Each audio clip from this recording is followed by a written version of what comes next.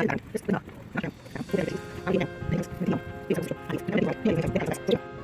now I've sketched the piano, and I'm placing tables around the piano at the bar.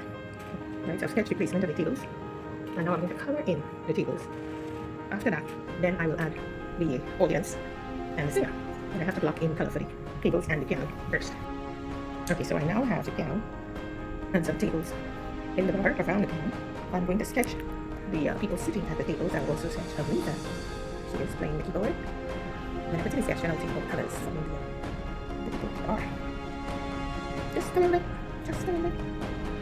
So now that I've sketched the butterflies at their tables, we mapped out the different colors. Now I'm going to put in the people holding their drinks at the bar, and I'm going to put Aretha herself bouncing up some notes. Here we go. So this is where the chairs are in place, and now I'm going to put the keyboard on Aretha at the piano.